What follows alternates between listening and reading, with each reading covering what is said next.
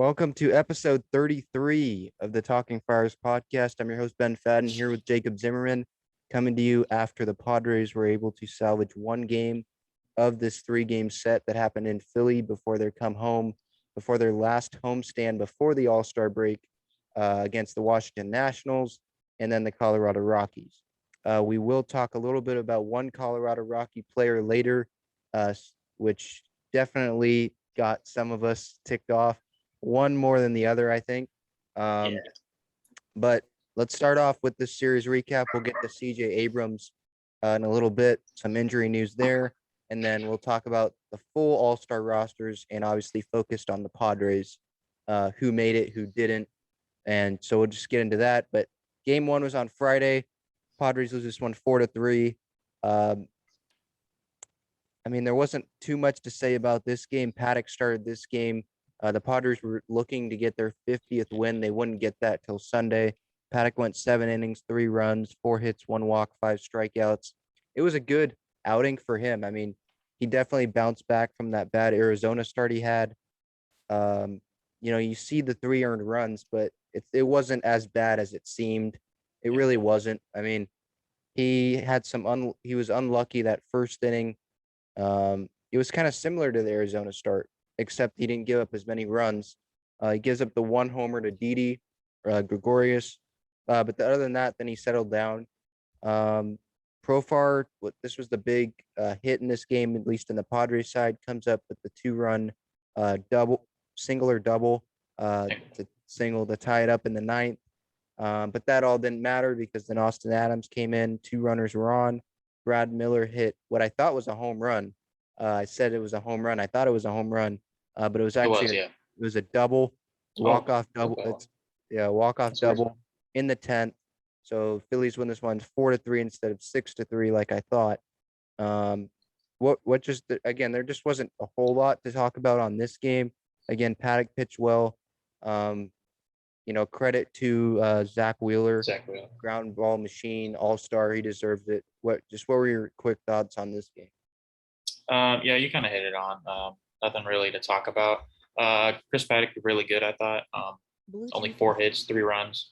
As you said, he did get a little unlucky, but that's just the way it goes sometimes. With this offense, you should be able to feel confident with 3 runs, and you're fine. But seems like our road troubles kind of continued a little bit. There, it seems like on the East Coast, at least this year. But all credit to Zach Wheeler. He absolutely dominated us. Only 4 hits allowed, no earned runs, 9 strikeouts, 100% an all-star, no question about it. That's the quick thoughts. I think good credit to Jerks and Profar coming up clutch there, giving us a little glimmer of hope. But just wasn't enough. Yeah. It was good, for Profar to come through like that. He's been struggling. He's not going to be getting a whole lot of playing time, obviously, with Myers, Grisham, and Pham playing. Obviously, he's not going to get playing time in left because of how good Pham's doing. So it was good to see Profar do something offensively. He hasn't really done that this year, at least, because last year he had a great year, obviously filling in for an injured Tommy Pham. And so moving into this year, I was like, no, I think Profar should start in left. I like what I saw, but this year that hasn't been the case. And he didn't even really start that much when Pham was struggling. So I think that just shows that the Padres obviously didn't really count on Profar much and didn't believe in him much or as much as, Pham, even when Pham was struggling. But so it was good for him. He seems one of those guys that lights up the room, and when he's going offensively and he has energy and stuff, I think that can only help the team. So they lose, though. 49-35 was their record going into Saturday's game, which they would lose again, 4-2. Machado started his 3 home run barrage on the weekend. 2-run homer in the first. That was all they would get. They would not score a single run in the last 8 innings of the game. And whenever that happens, unless you drop a 7 spot or something in the first inning, you're probably not going to win the game. The home runs got to Yu Darvish, who started this game. 6 innings, 4 runs, 2 homers. Hoskins hit 1. Bryce hit 1. 1 walk, 8 strikeouts. Darvish, yeah, I mean, he pitched well, I think enough, obviously, to keep the Padres in the game, but again, the offense just didn't show up. And the homers he gave up were solo shots, so it wasn't like at least the Hoskins and Harper one was. So it's not like it killed him that much. It was just the offense didn't step up really. No, yeah, 100%. This isn't that dominant Darvish start that, I think a lot of us were, looking for, where he only gives up 1 or 2 earned runs. But, 8 strikeouts, 6 innings pitched. The pitch count was, let's see, In the 98, 90. 98 Oh, okay. pitches.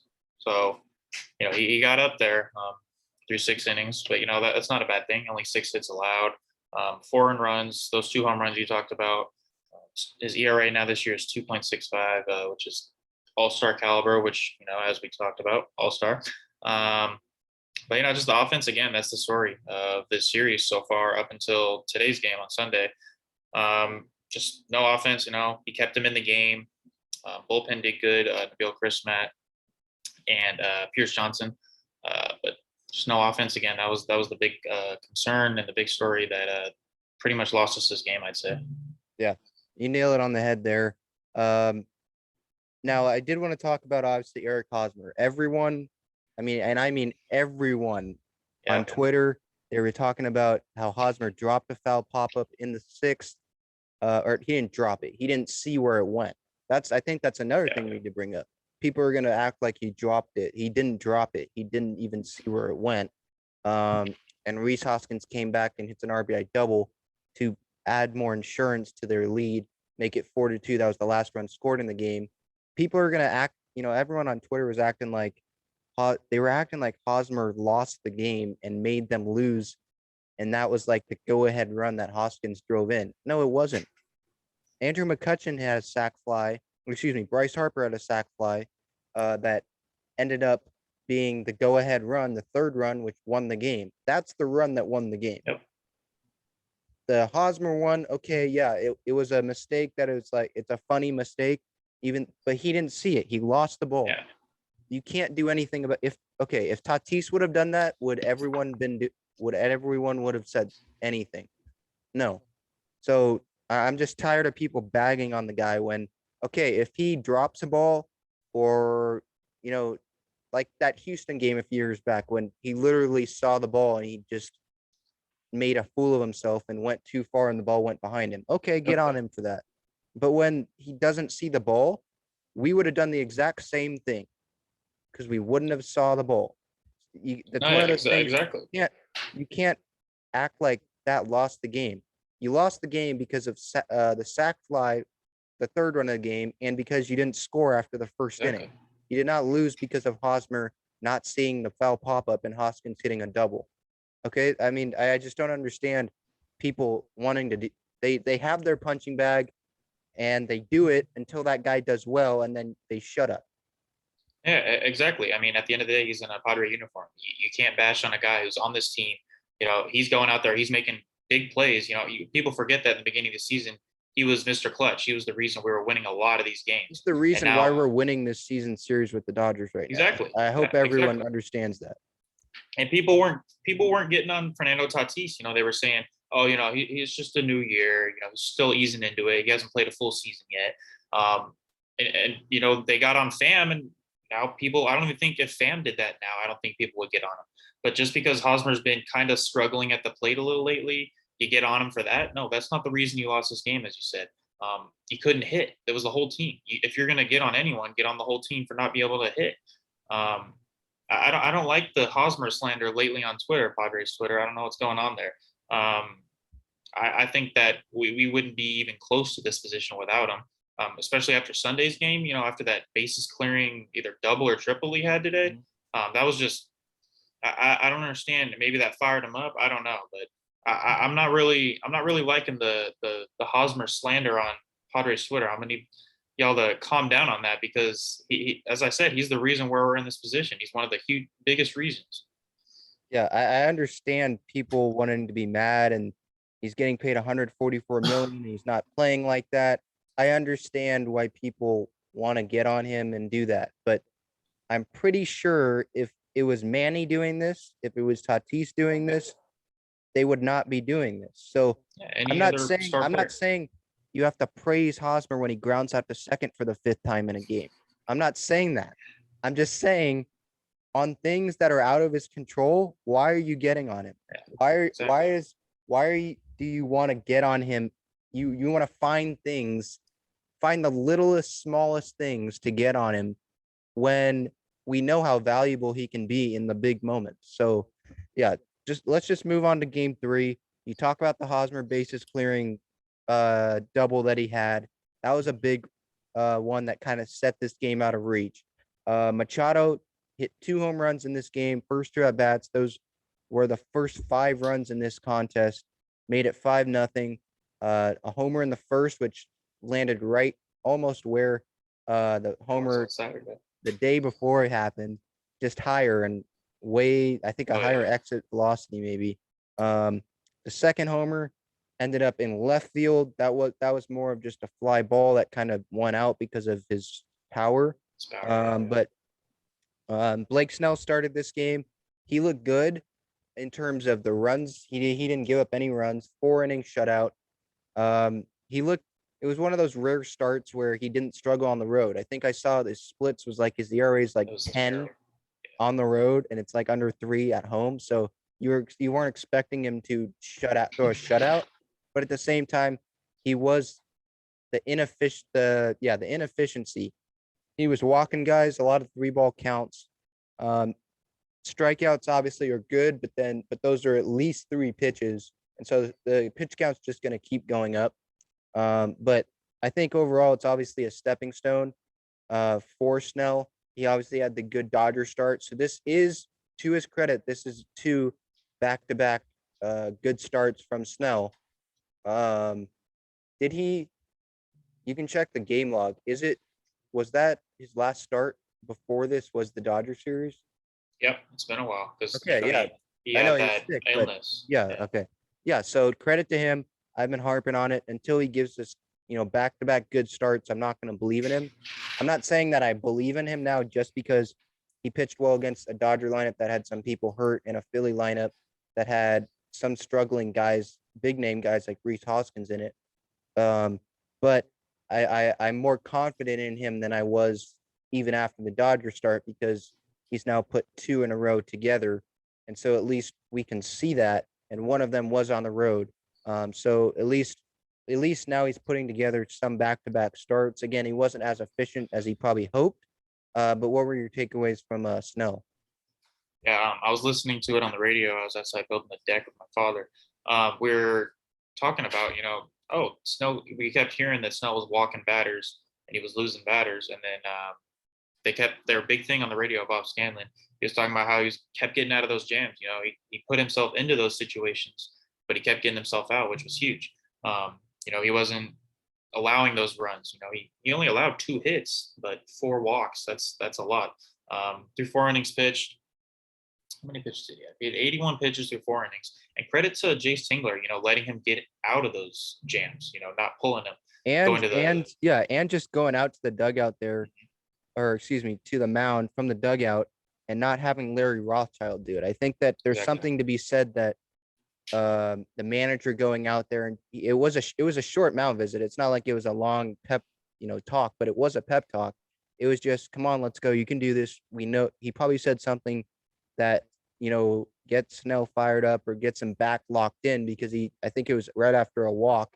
He saw that this is probably his last, he realized it was probably his last batter if he didn't get this guy out. So just props to Tingler for just taking the matter into his own hands and just going out there. No, exactly. It wasn't a full-on heart-to-heart that you're telling him, "Oh, this is what's going to happen. You got to do this, got to do that." No, he was just like telling him, "Get fired up." Snell probably knew that if he didn't get out of that, because that's the first mound visit, that he was probably going to come out. But it fired him up, got him out of that jam. As we said earlier, no earned runs from him today. Got that ERA under 5. So that's a start in the right direction. Back-to-back good starts for him.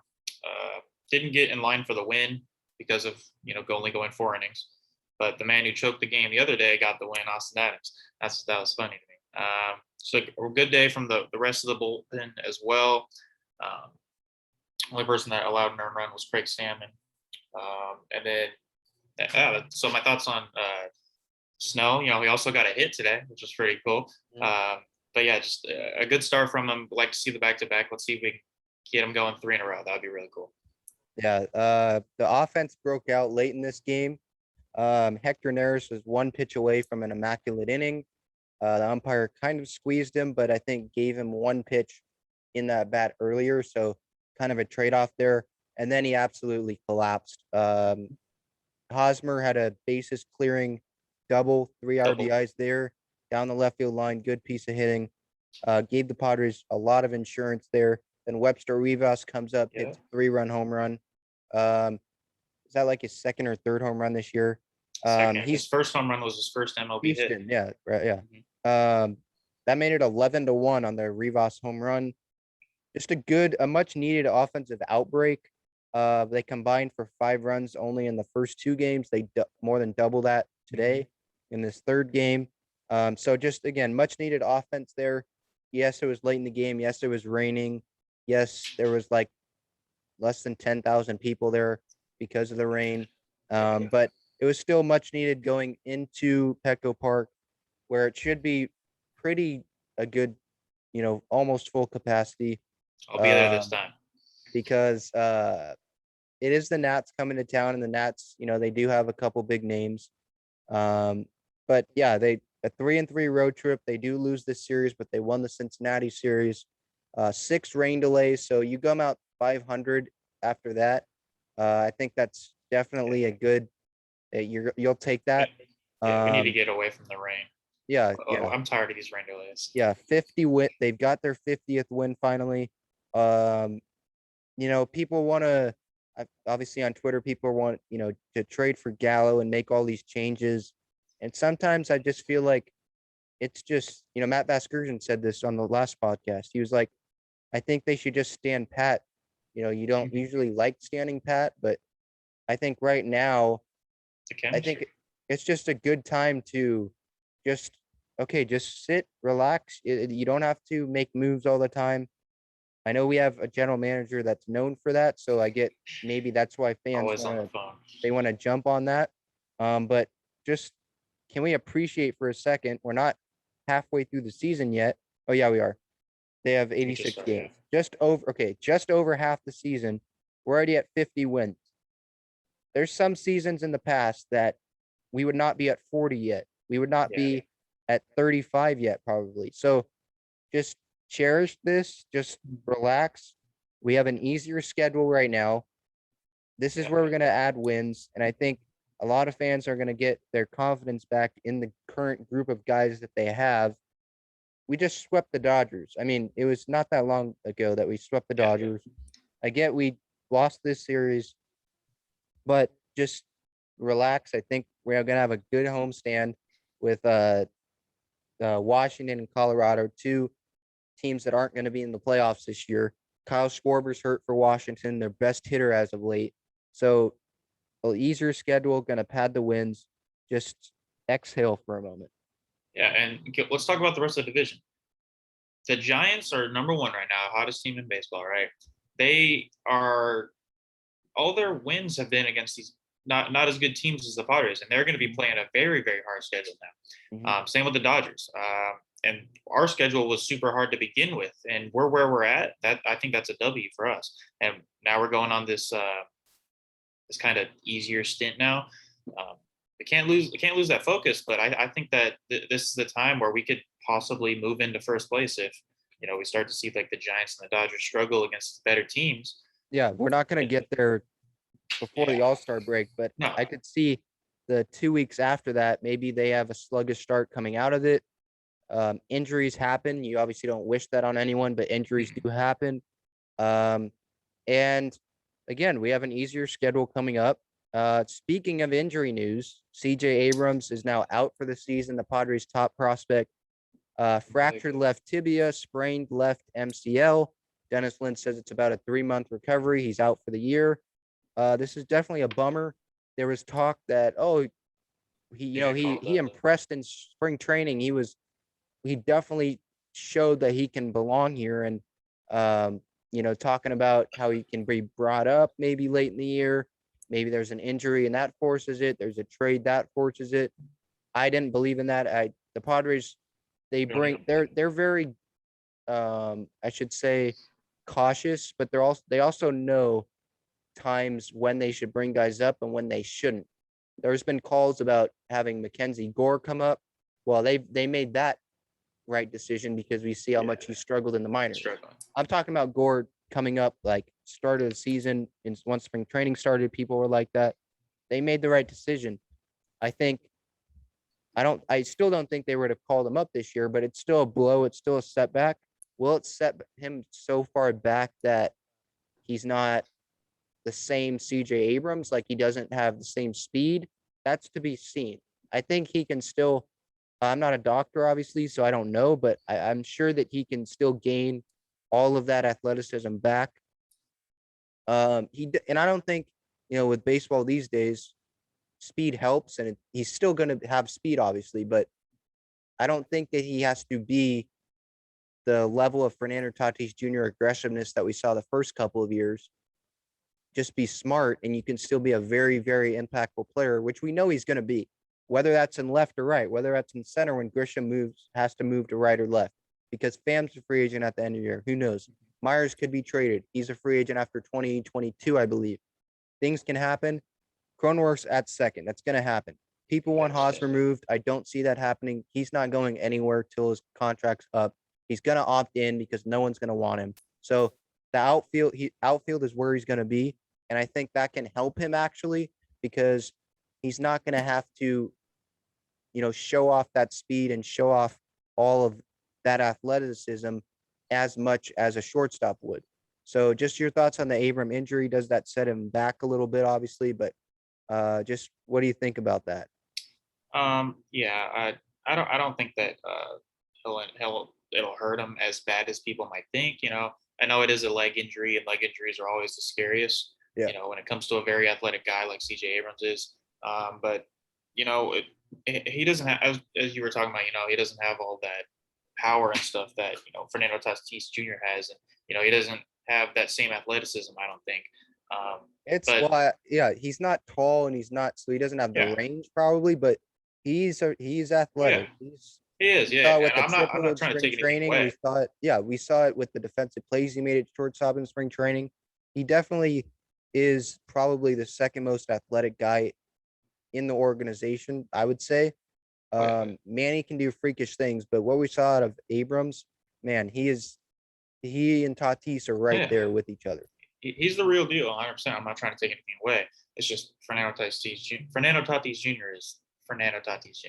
There's no one like him. But we're talking about in the outfield. Myers, you never know what's going to happen with him, and you see a guy like Jorge Mateo's on the team for his speed, pretty much. I think at this point, that could be something where what's his name? I'm completely blanking. CJ Abrams, my bad. I completely forgot his name for a second. That could be something where he goes, maybe that was something that I was thinking he could come up if this injury didn't happen later on in the year. He could be like a Jorge Mateo kind of thing for the rest of the year. But it kind of sucks. I don't think it'll set him back anything. I don't think there's, anything to worry about. I think that the Padres will take it slow with him, just like they're taking it slow with Mackenzie Gore. They're not going to rush anything because those are their guys. CJ Abrams is one of their top guys, if not the top guy right now in our system. But yeah, it sucks, but I think that it'll kind of motivate him to come back even stronger. Yeah, I think the difference though between Gore and Abrams is Gore wasn't ready. Abrams has more of an argument of being ready. Gore, his command is just all over the place. They sent him back to like Peoria, I think. Abrams, he just definitely showed. You could literally compare the two in spring training. Gore still had command issues. Abrams looked like he belonged.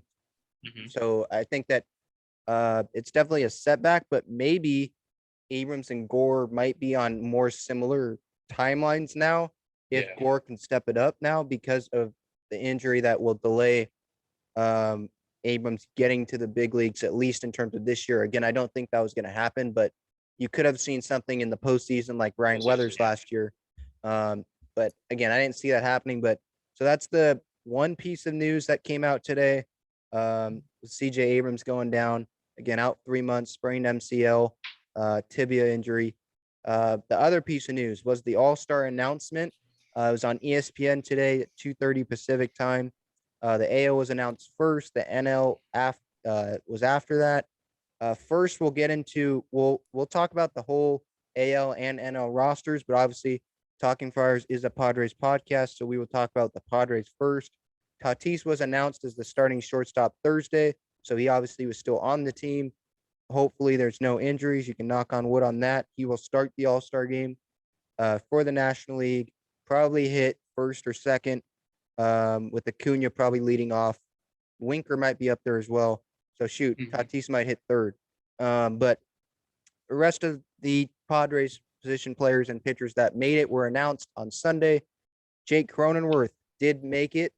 I did get a little bit worried. The ESPN format was a little weird. They highlighted the like backup infielders at each position, and then they went to one bigger screen with the rest of the backup infielders.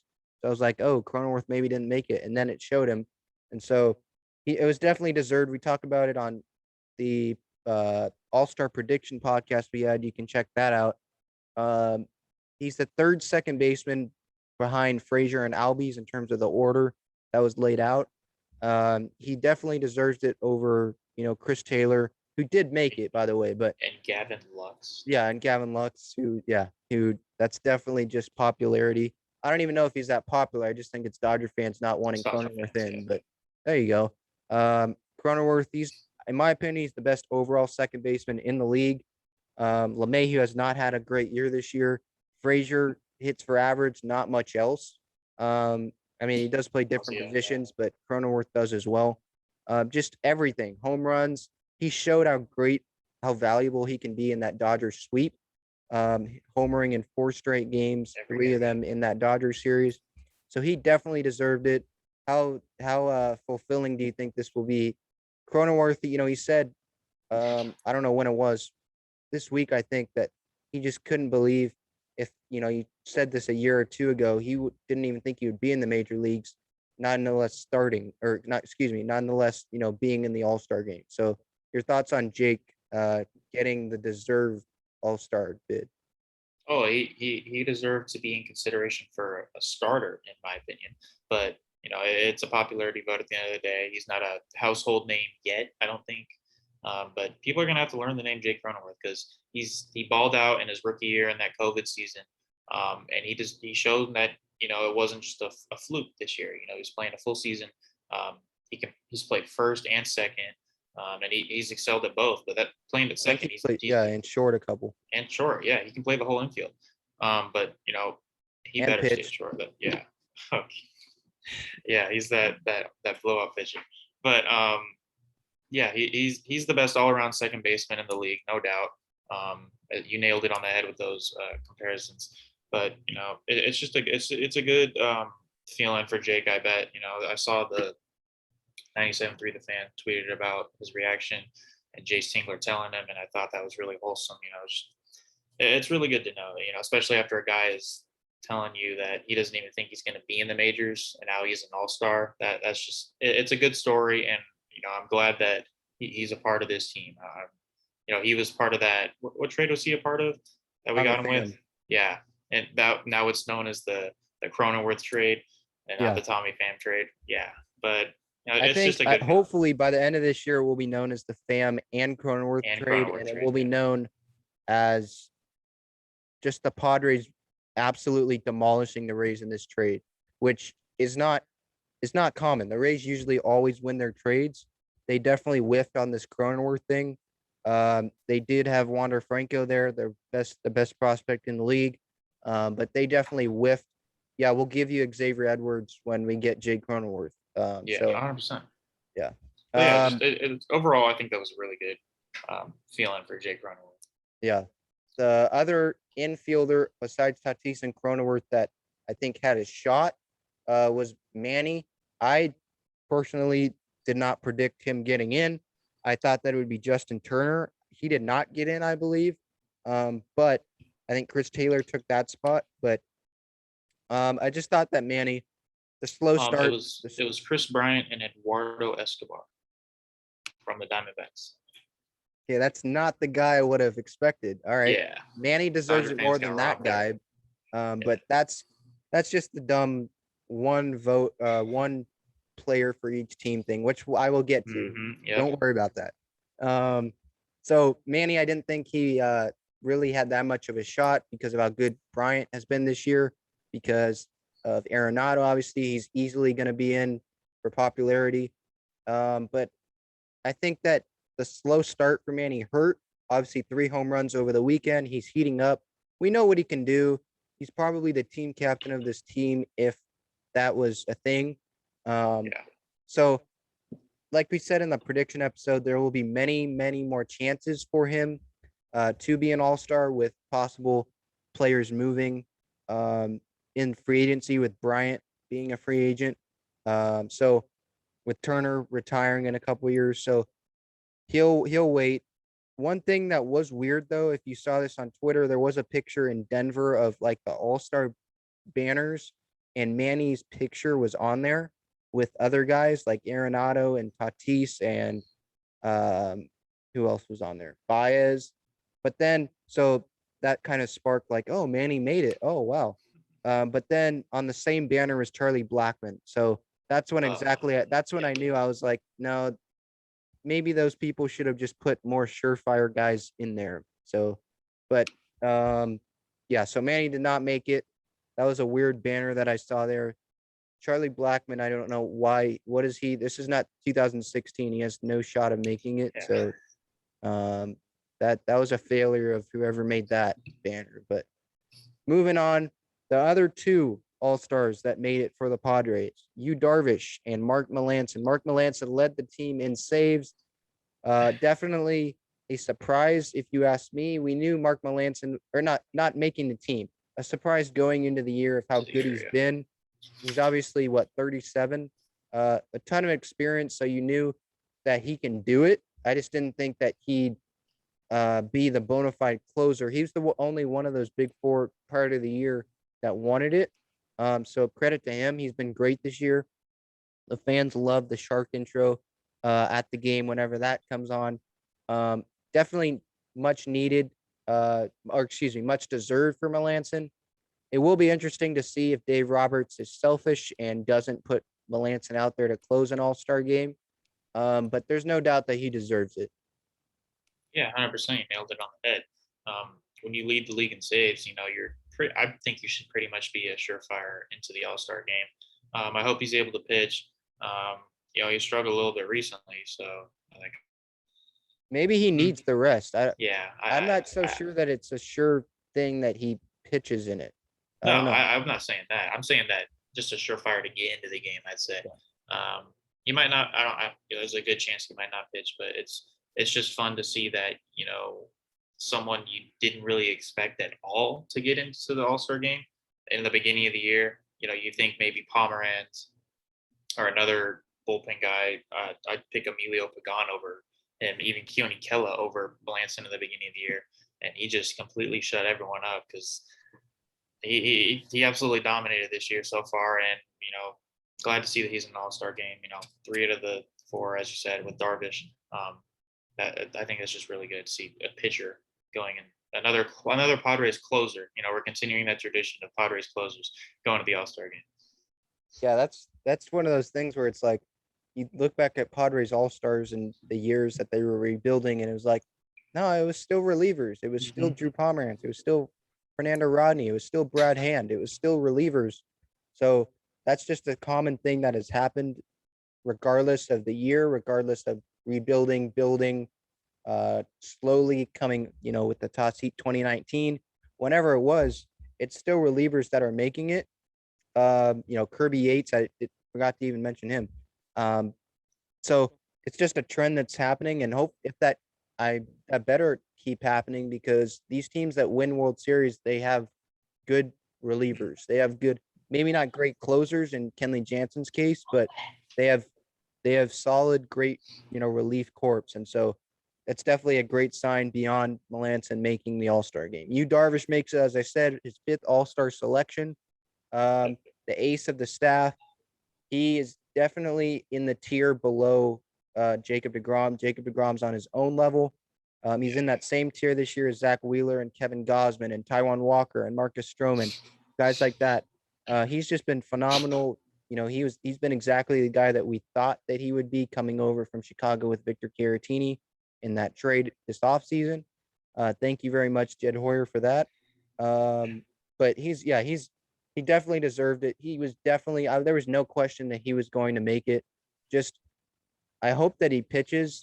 Just what are your thoughts on Yu Darvish getting in, and was he definitely a surefire vote for you? In the beginning of the year, I think that would be the one pitcher I would pick if I were to pick one pitcher in this. It was him and this Snell. Padres team. Yeah, him or Snell. And I said in the beginning of the year, I thought Snell should have got the opening day start, but that completely proved me wrong this year, 100%. Darvish has deserved it to 100%. He's been the best pitcher on this Padres team, no question. Maybe Musgrove, but I think no question it's Darvish. Yeah, it's just good to see. This was, he's getting up there in age, so it's good to see that he can still dominate at the highest level. Thank you, Cubs. I couldn't thank you enough for giving us this Cy Young candidate right here. If there wasn't Jacob deGrom. Yeah. Everything you said is pretty much spot on. Darvish, the ideal scenario for him is he's pitching game 1, 4, and 7 of a postseason series. Obviously, that means the NLCS because there's only 5 games in the NLDS. That's the ideal scenario. That's the guy you want out there. Matt Vasgersian said on episode 32, which you can check out on YouTube, wherever you get your podcast. He said that Darvish, he's the guy that he would have out there in a game 7 with anyone in the league. And so that's just so much high praise of who Darvish has been this year, who he's been these last few years, and definitely much deserved all-star vote for Yu Darvish. Again, his 5th all-star selection. And what a trade Preller was able to pull off there with the Cubs. Now, moving on to the biggest snub, I think, in the NL. It's the biggest snub of the Padres. There's no doubt about that. Going into this year, there was a guy named Joe Musgrove that was acquired from the Pittsburgh Pirates.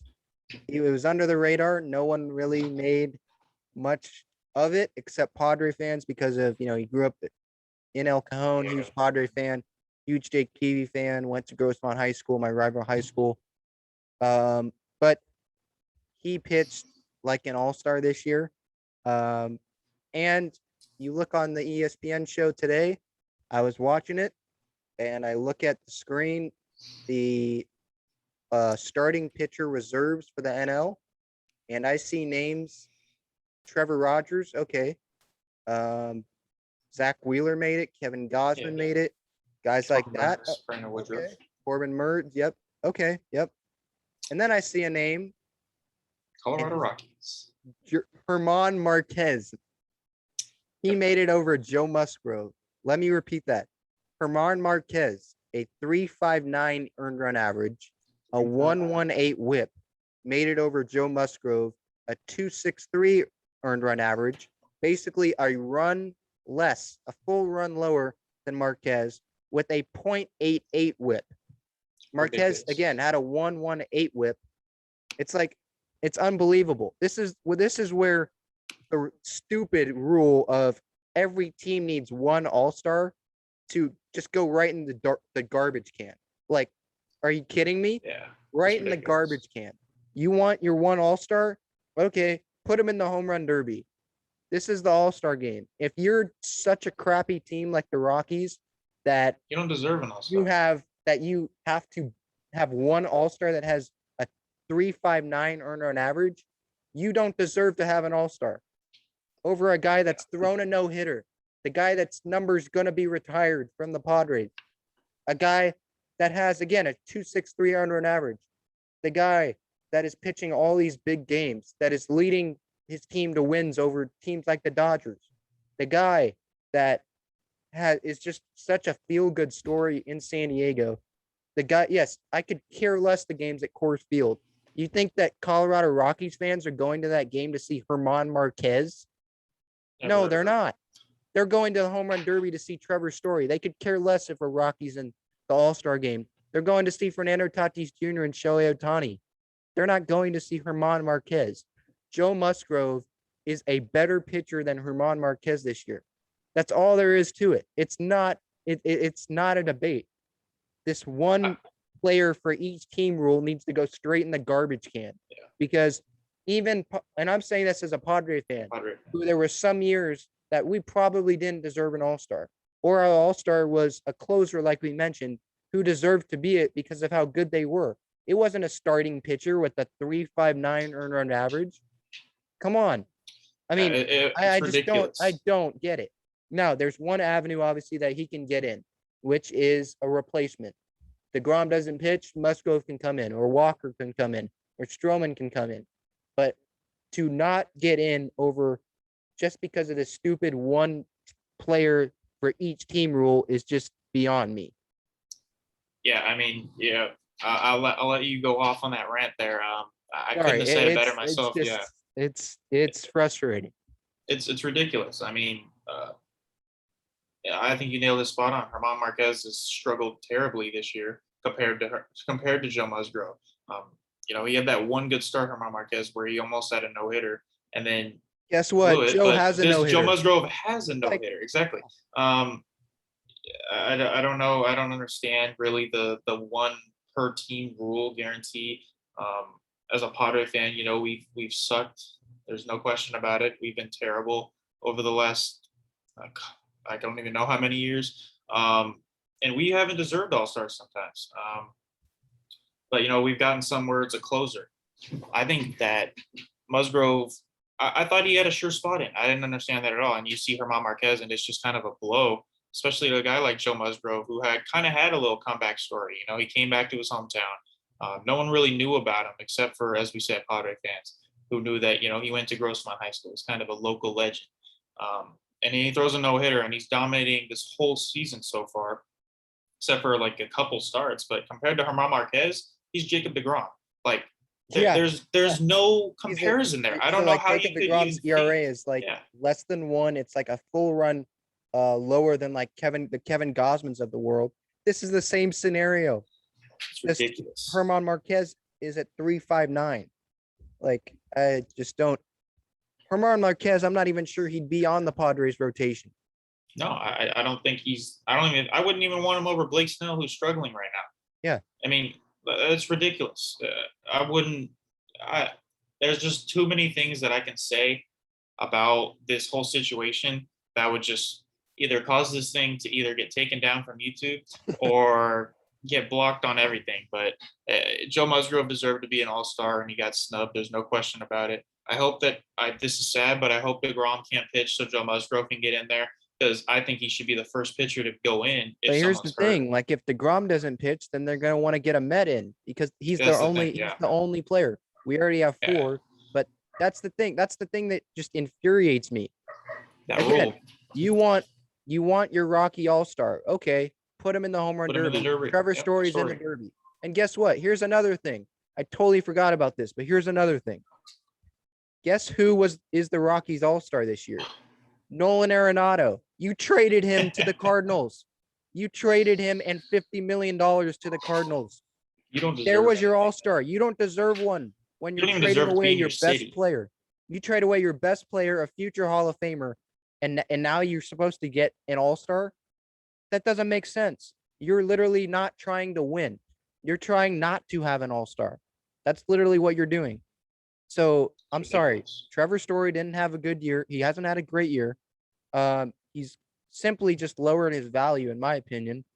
Okay, you got him in the home run derby, but to have German Marquez just get an all-star bid, it's the same thing with Eduardo Escobar with the D-backs. I don't think he deserved it. No, but you could say Manny would get in after that, but I think it would be Justin Turner, to be honest. I think so too. So that's why I'm not complaining too much about that one.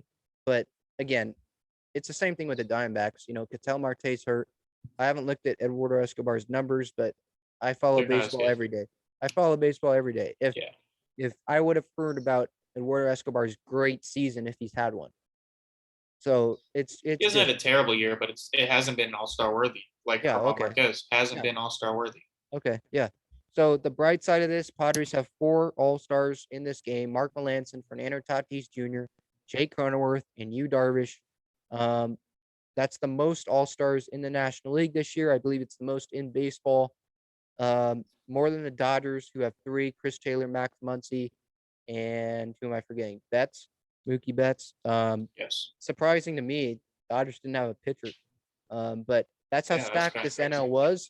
That's how stacked this NL starting pitching was. And Musgrove Except for Herman included. Marquez. Yeah. Herman Marquez is not included in that. So it's just, oh my goodness. So See, I would that, have rather had like Walker Bueller or someone that deserves it a little more, like even or Kershaw someone that won the over World Series like last year, exactly even if they didn't. someone that's had a good year, unlike Herman Marquez, who's on a team that is god awful. Yeah. You got that's just what makes it more infuriating is he doesn't deserve it over not just Musgrove but so many other guys. Yeah. It's nothing against Marquez. You could No, make this, you could put it just player A as his name. And I'd say, no, that guy doesn't deserve it over this guy.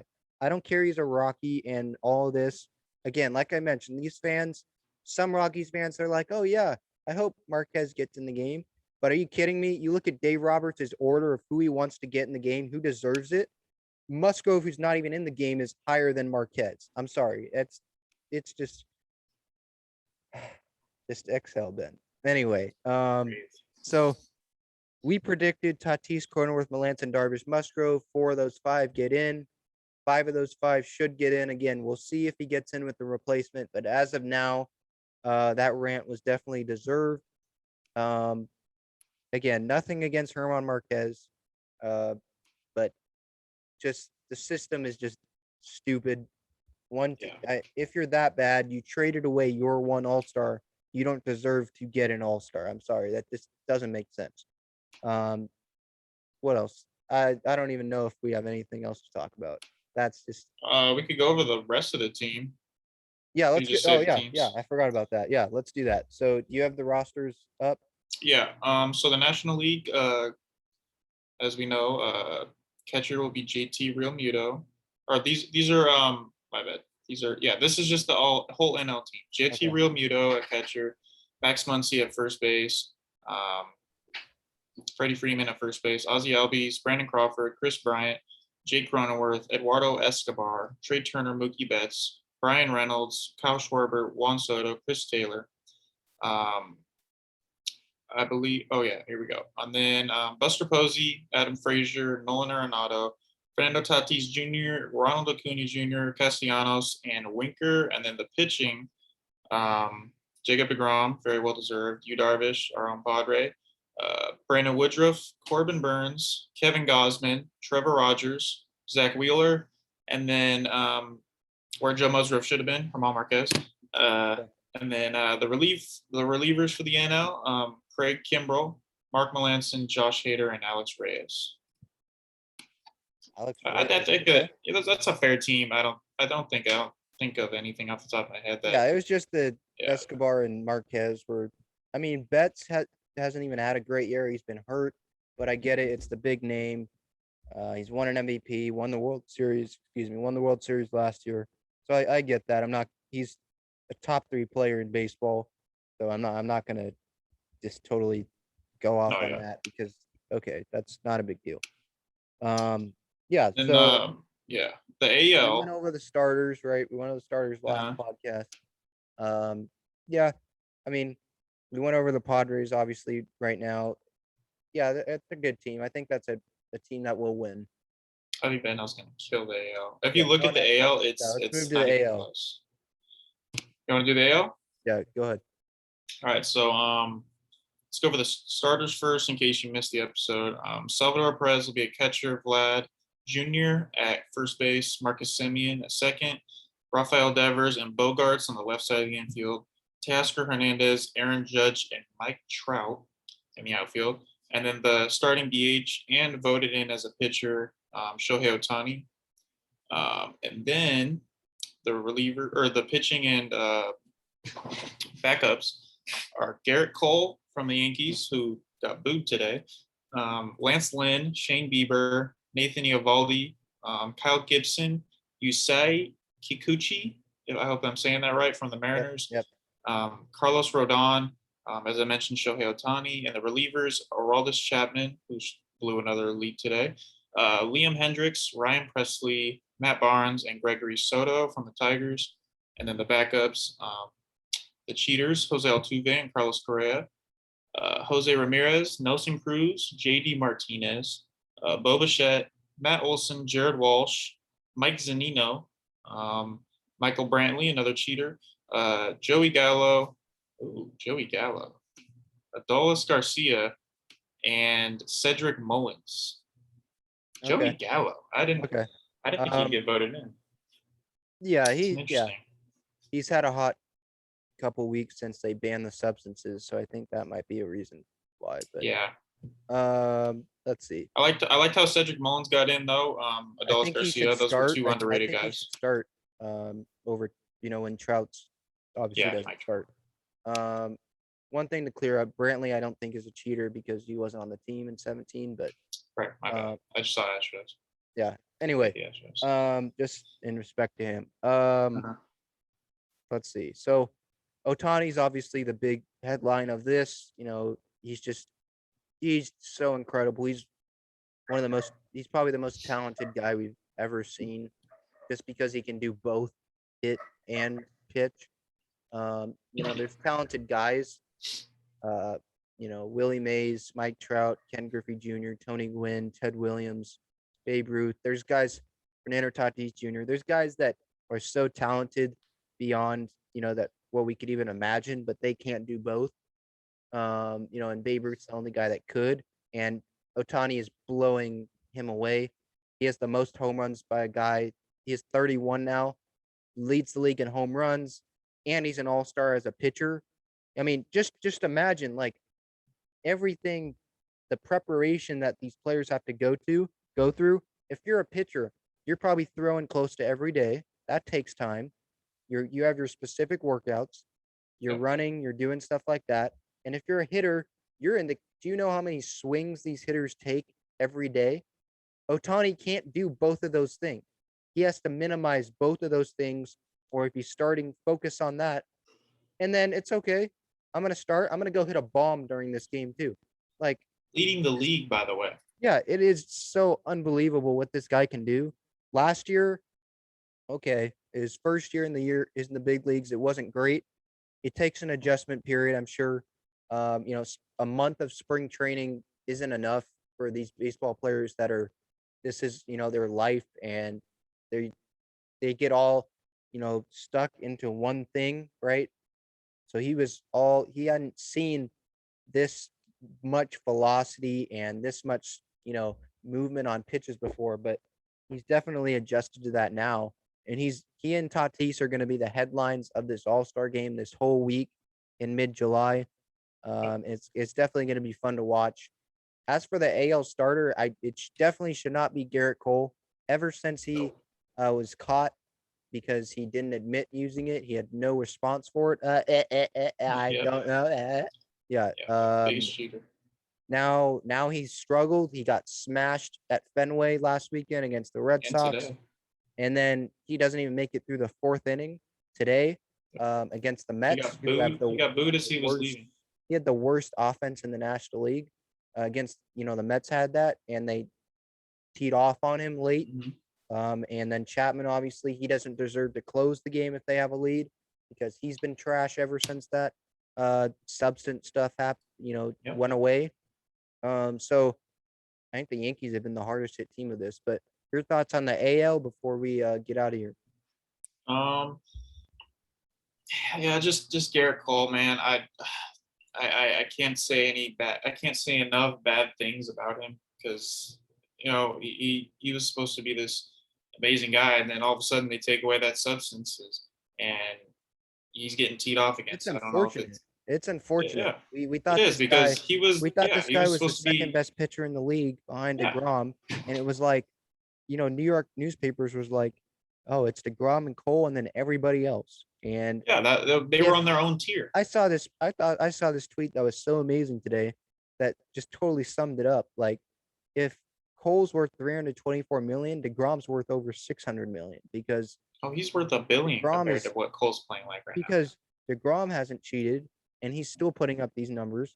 Yeah, he struggled as of late, but he struck out 14, even though giving up 3 runs. And 3 runs is like his worst outing like ever. Ever. And Mhm. so like it's just there's no you can't even compare DeGrom to anyone. And Cole isn't even the second best pitcher in baseball anymore. I'm sorry. I'd rather have Shane Bieber. I'd rather have Yu Darvish. I'd We're gonna rather have have Joe Lance Lynn. Musgrove right now. I'd rather have Lance Lynn. I'd rather have Kyle Gibson in Texas right now. He's just not it right now. So as for a start in the AL, I know Shohei's not going to start, but that would be amazing to see.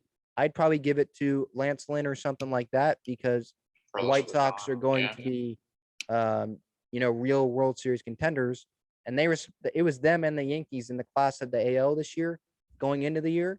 The Yankees, they were the most massive, disappointment out of any team this year, more than the Braves, more than the Twins, because they were the AL favorites. Now they're at 41-41 going into this Sunday night baseball game.